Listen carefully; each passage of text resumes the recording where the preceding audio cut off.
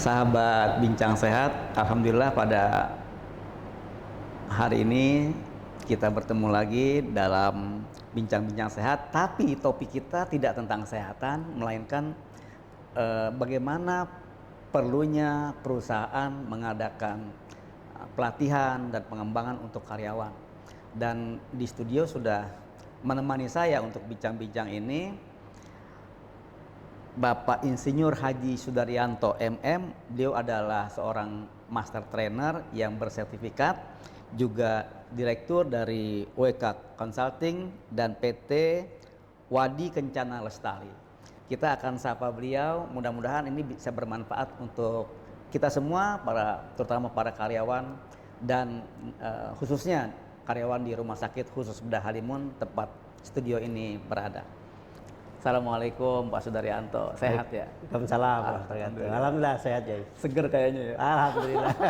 Harus selalu segar. Ini kita nih senior kita, podcast kita biasanya kan ngomong soal kesehatan. Ya. Sekarang kita mau ngomong-ngomong soal apa sih sebenarnya perlunya training itu buat karyawan gitu. Karena kan kami di rumah sakit ini punya kuota satu orang itu 20 jam per tahun. Jadi bagaimana kita mengejar kuota ini, tentu saja ya harus lewat training gitu. Ya. Saya ingin tanya nih, kira-kira pelatihan dan pengembangan itu apa sih? Ya. Baik. Ya. Ya. Terima kasih Pak Bagus. Ya, jadi memang pelatihan dan pengembangan itu sangat penting di suatu usaha, karena pelatihan dan pengembangan itu adalah sarana untuk meningkatkan kemampuan karyawan dan mengembangkan karyawan supaya kompetensinya itu semakin bagus, sehingga bisa mendukung target-target atau rencana-rencana yang dituju oleh perusahaan. Ya. Makin bagus dan semakin terus terupdate gitu ya. Betul, karena kan ini teknologi berkembang, kemudian perubahan pasti ada terus. Nah, kalau kita tidak tingkatkan kemampuan dari karyawan kita atau pegawai kita bisa ketinggalan. Kalau tujuan spesifiknya kira-kira apa itu ya, pelatihan dan atau pengembangan untuk SDM itu sebenarnya apa sih? Ya. Tujuan utamanya sebenarnya mengembangkan satu kompetensi. Nanti habis itu pola berpikirnya.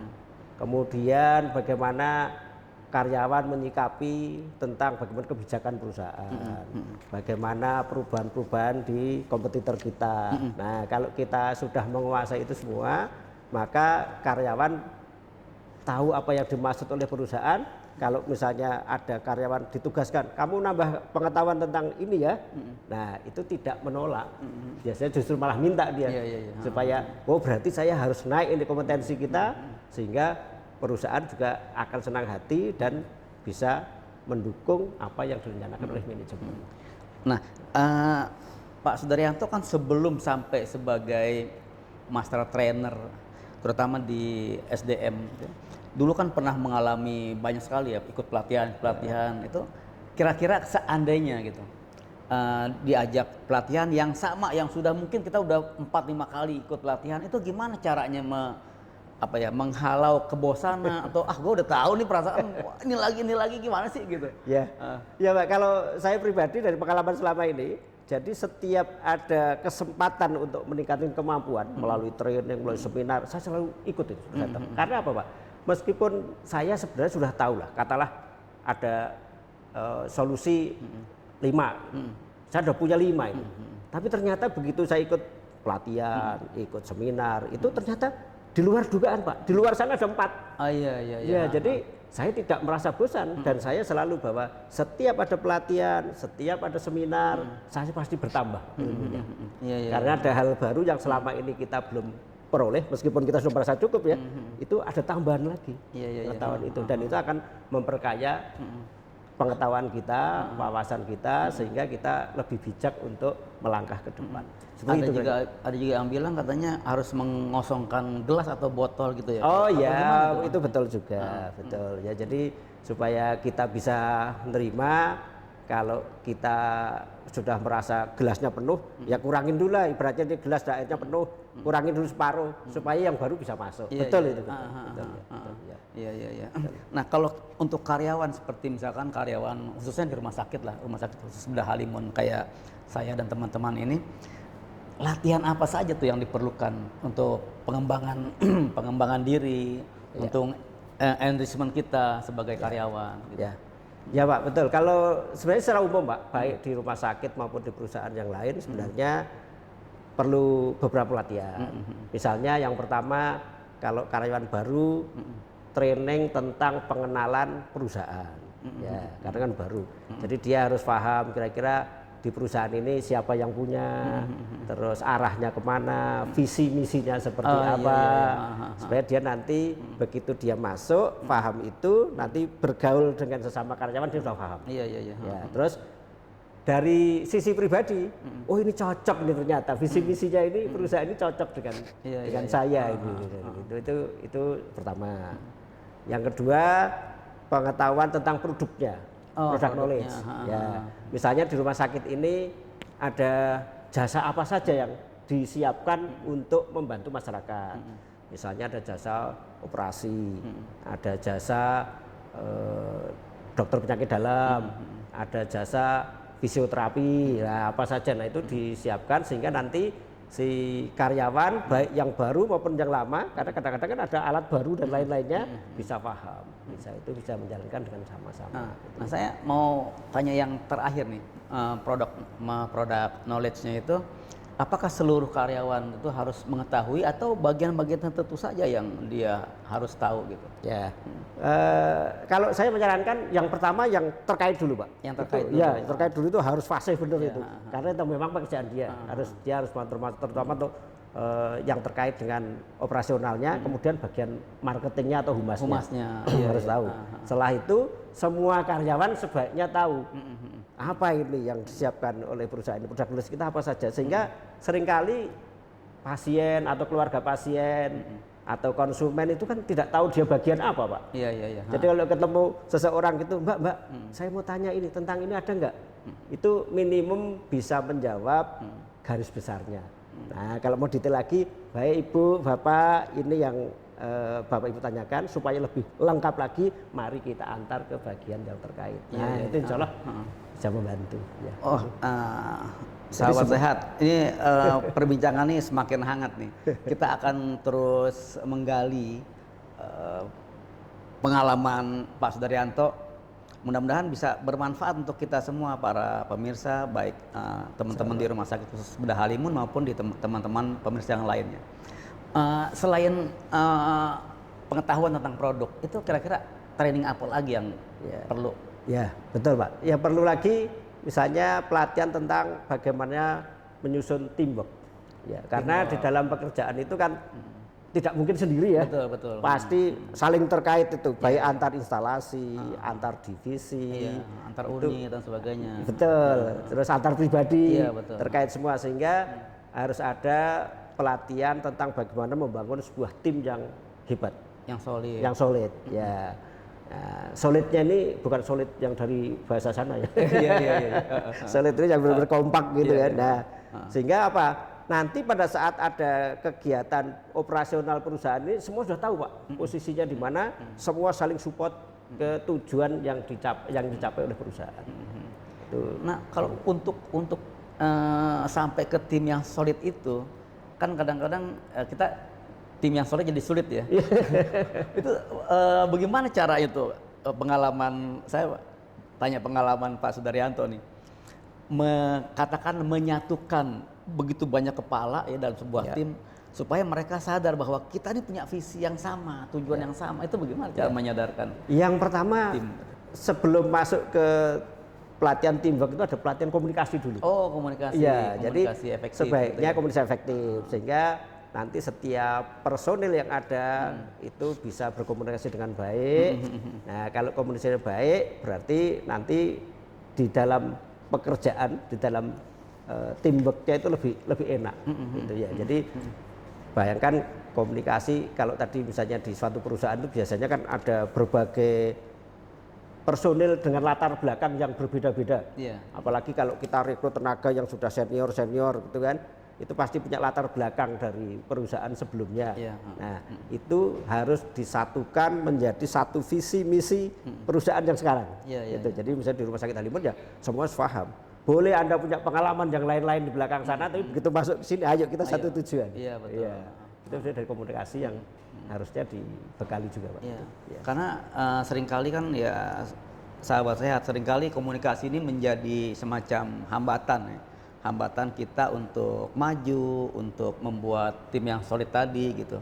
Nah sekarang kira-kira langkah pertama nih untuk supaya bisa nih kita berinteraksi dengan sesama kita dengan kalimat atau dengan komunikasi yang paling sederhana, itu kira-kira seperti apa ya pengalaman Pak Sudaryanto? Ya.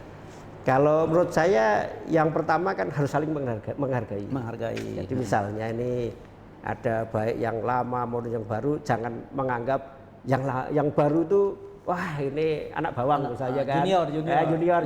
Yang lama merasa oh saya udah berpengalaman loh ya, saya udah senior loh ya. Harus gitu enggak, harusnya disadarkan semua bahwa kita ini masuk satu tim. Iya. Ya, satu tim itu ada fungsi masing-masing.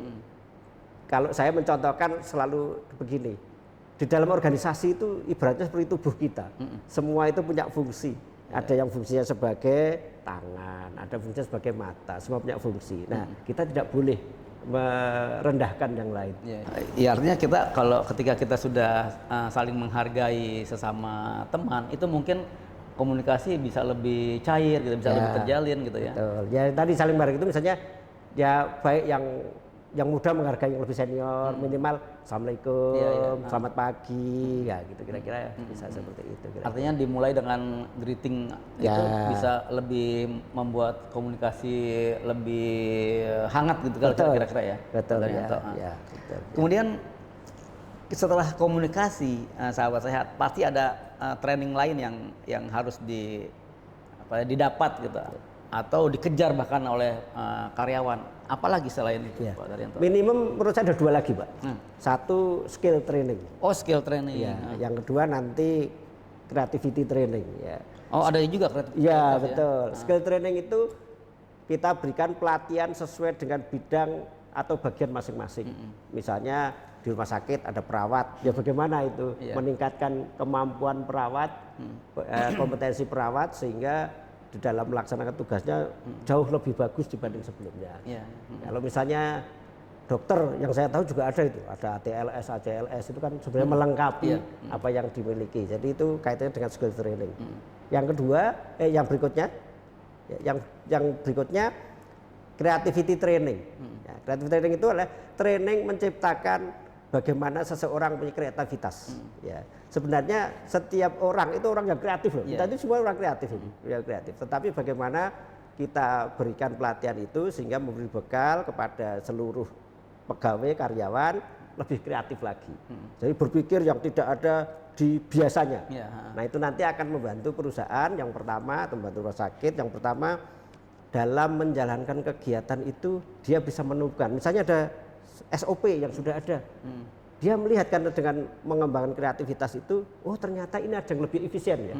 Nah, dia bisa perbaiki itu. Kemudian misalnya ada ide baru. Oh, ini berarti kita bisa kembangkan ke sini. Bahkan dengan training creativity training ini itu bisa nanti muncul ide-ide baru yang sifatnya menjadi pengembangan usaha. Jadi, wah misalnya ini usaha di sekedar rumah sakit loh ini, ternyata ada bisa dikembangkan dengan usaha-usaha lain yang saling support kepada rumah sakit dan menguntungkan sehingga nambah keuntungan perusahaan. Minimal itu Pak, kira-kira ya. Kalau ya alhamdulillah kalau di sini sahabat sehat ya di rumah sakit khusus Bedah Halimun atasan kita selalu mensupport apabila ada kegiatan-kegiatan yang sifatnya itu menambah wawasan. Seandainya saja kita ngomong berandai-andai ada atasan kita yang kurang setuju nih sama ini kok banyak banget sih training lagi gitu. Padahal kita punya kuota setiap tahun itu satu orang 20 jam kita mengejar itu. Tapi karena begitu banyaknya training yang harus kita ikutin sehingga mungkin jangan-jangan misalnya ada bos kita yang udah jangan training terus deh, kerja dulu deh gitu. Itu gimana cara menghadapi misalnya. Ya, kalau ini level atas pimpinan ya kita beri masukan, Mbak. Iya, iya. Ya, bahwa sebenarnya memang ini training itu adalah salah satu cara untuk mengembangkan kompetensi dari anak buah sehingga nanti membantu pimpinan itu gitu. Iya, iya. Jadi sederhananya ilustrasinya begini, kalau kita menebang kayu, Pak, ini ada 2 orang nebang kayu. Yang satu itu nebang terus. Yang satu nebang, istirahat, begitu kapaknya tumpul diasah dulu, Pak. Diasah dulu sehingga nanti tajam, Pak. Iya. Dia baru nebang lagi. Dalam kurun waktu tertentu yang sama jaraknya, sama lamanya, itu hasilnya lebih banyak Yang diasah tadi. yang diasah dulu. Iya. Iya. Jadi yang tadi nebang terus kan tumpul, Pak. Iya. Lama-lama kan hasilnya sedikit. Iya. Tapi yang ini kan diasah. Diasah terus. Nah, sama. Karyawan juga itu. Kadangkala sudah pengetahuannya sudah cukup ini. Sudah mentok lagi. Asah lagi, Pak. Tambah lagi pengetahuan, sehingga nanti bisa lebih seger lagi, bekerja dengan enak, lebih enak lagi. Gitu. Ya. Mungkin bahasa yang pantas untuk karyawan yang di training terus itu mungkin investasi kali ya. Ya, Bukan betul. semata-mata pengeluaran ya. Ya, kalau itu betul. Jadi memang pendidikan, pelatihan itu bisa dikategorikan investasi. Karena jangka panjang, menikmatinya kan jangka panjang, Pak. Selama karyawan itu ada di tempat usaha itu atau di perusahaan itu, ada di rumah sakit itu memberi kontribusi positif terhadap rumah sakit atau perusahaan. Dan setuju saya. Barangkali juga si karyawan jadi lebih semangat dan lebih loyal gitu ya kepada perusahaan ya. Betul, iya. Karena merasa terus ditambah ilmunya kan begitu. Ya, betul. Dan ada beberapa mungkin perlu dipikirkan pelatihan yang sifatnya keluar, Pak. Karena nanti misalnya dikirim ke suatu lembaga tertentu di luar 3 hari atau seminggu gitu. Nah itu kan nanti dia berinteraksi dengan orang luar. Iya. Yang itu akan menambah wawasan lebih banyak lagi. Itu perlu juga seperti itu. Ya. Perlu nggak setelah mereka di training itu, kemudian karyawan yang di training itu memberikan presentasi kepada teman-temannya? Ya. Kira-kira perlu nggak? Perlu, malah justru wajib kalau menurut saya harus diwajibkan. Jadi ya. sebenarnya kalau dalam pelatihan itu, kalau kita nambah wawasan katakanlah kita itu bisa menyerap 80% dari yang disampaikan waktu pelatihan. Kalau dia diminta untuk sharing dengan yang lain, pasti menyiapkan diri lagi. Dia perlu pelajari lagi sehingga jadi 90% atau syukur-syukur bisa 100%. Nah, dengan dia katakanlah bisa mempelajari dengan 90%, begitu dia sharing dengan kawan-kawannya, ada pertanyaan, dia bisa menyampaikan bahkan barangkali bisa 100% dari yang dia serap, dari yang dia beri pelatihan itu bisa dibagi, Pak. Itu penting. Jadi sebenarnya kan kalau kita amati, kalau dia bisa berbagi kepada yang lain, pasti dia lebih menguasai itu, Pak. Nah itu wajib kalau menurut saya malah. Iya. Sobat Sehat, sebenarnya kita pengen banget nih ya mengulik terus pengalaman dari ilmu dari Pak Sudaryanto, tapi karena waktunya sangat terbatas, saya akan bertanya satu pertanyaan kunci saja, atau mungkin bukan pertanyaan kunci lah. Apa kira-kira pesan Pak Sudaryanto untuk teman-teman pemirsa soal pentingnya pelatihan untuk karyawan itu? Pesan singkat. Ya, baik. Jadi saya mengawali dari namanya belajar itu tidak hanya sampai sekarang, tapi belajarlah sampai liang lahat. Jadi kapanpun ada kesempatan, menurut saya ambil itu kesempatan untuk menambah ilmu. Baik itu pendidikan secara formal maupun pelatihan-pelatihan yang disiapkan oleh perusahaan. Justru mestinya kalau saran kami tidak hanya menunggu dari perusahaan, tapi barangkali muncul dari diri kita sendiri, oh saya harus berkembang. Untuk berkembang itu kalau belum ada kesempatan di perusahaan, ya kita keluarkan biaya, kan itu investasi. Siapa yang menikmati? Diri kita sendiri. Ya, kira-kira seperti itu Pak Bagus. Jadi sebaiknya kalau ada kesempatan jangan ditolak, cepat-cepat ambil, manfaatkan untuk mengembangkan diri kita masing-masing. Wah, gitu. Alhamdulillah. Ini luar biasa nih. Kalimat singkat yang seharusnya menjadi motivasi buat kita semua para karyawan terutama, bahwa pelatihan adalah tujuannya untuk pengembangan diri, untuk enrichment ya Pak Daryanto ya. Untuk enrichment, untuk pengayaan, bagaimana supaya nilai kita, value kita itu meningkat dan kita lebih kompetitif di pasar atau di dunia kerja kita, insya Allah. Terima kasih banyak Pak Sudaryanto sudah hadir di studio. Sama-sama. Jangan kapok, kita undang lagi, insya Allah. Insya Allah. Selama sehat Pak Bagus. Insya Allah. Siap. Sekali lagi terima kasih teman-teman, kru terutama dan sahabat sehat yang menyaksikan acara ini. Support yang luar biasa dari jajaran manajemen Rumah Sakit Hospital Halimun. Mudah-mudahan kita selalu sehat dan terus ingin mengembangkan diri. Terima kasih. Assalamualaikum warahmatullahi wabarakatuh.